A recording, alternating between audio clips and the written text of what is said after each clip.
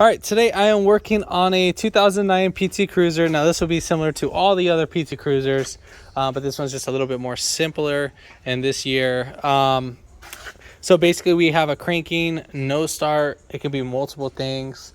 So basically, well, we got a few issues going. Well, not a few issues. We just got one main issue.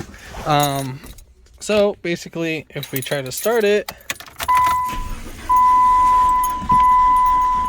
and I mean, you can kind of tell it sounds kind of funny, but let's see how many miles. So the car has about 106,000 miles and 751. So I mean, usually that's kind of around where the timing belt area is. Usually I think the max that I've ever seen them go to is like 113,000 miles, and they just snap. But usually they snap right around 107. But 113 is already like beyond limits. So I never seen anyone go past that. So first things first, what you want to go ahead and do, you want to give it a thumbs up, comment down below if you have any questions, and hit that subscribe button for more upcoming videos in the future. And we're going to go ahead and start this video right after the intro.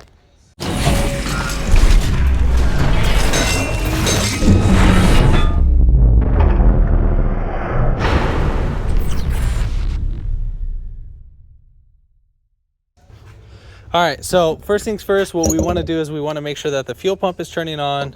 Obviously, make sure you have gas too. So what you want to do is you want to stick your ear right in here, and then someone crank it. Go ahead and crank it. Stop. And you should hear like a little humming sound. I don't know if the phone is going to pick that up. If not, if you can't hear it too well right there, what you can do is you can go under the vehicle, and then you can... The fuel tank should be right under there. So go ahead and crank it. Off. All right, so you guys should have heard that. So you can hear that.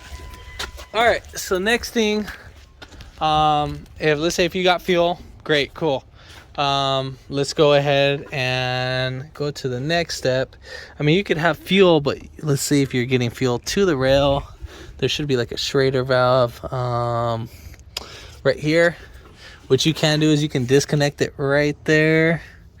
This is your fuel line hose, so you can disconnect it right there just to see if fuel spraying. You just squeeze those little two tabs. Let me see if you can get that zoomed in. So right there, yeah, so you can squeeze those two little white tabs and then pull it right up on out, and then fuel should start spraying all over the place. Just be careful not to be smoking. All right, next step, make sure you're getting spark. You'll put like a screwdriver, ground it out.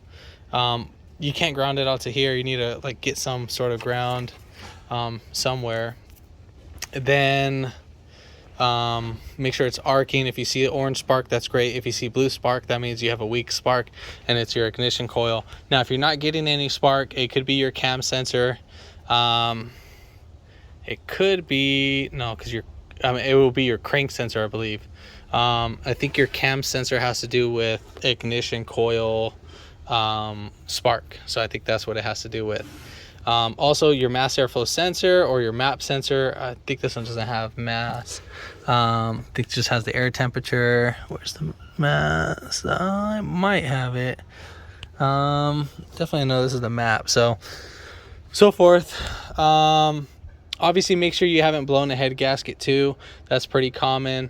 You would just make sure you have water, because I know there's a lot of people that will blow the head gasket. So make sure you haven't blown the head gasket, because that would be compression. You would need to pop off your intake right here.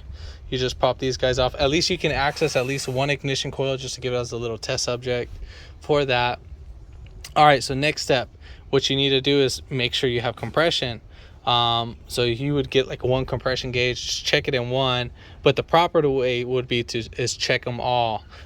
Use a scanner too, just see if there's any codes, see what codes are up. If they're pulling up any crank or cam sensors, that'll cause that for it to not to start.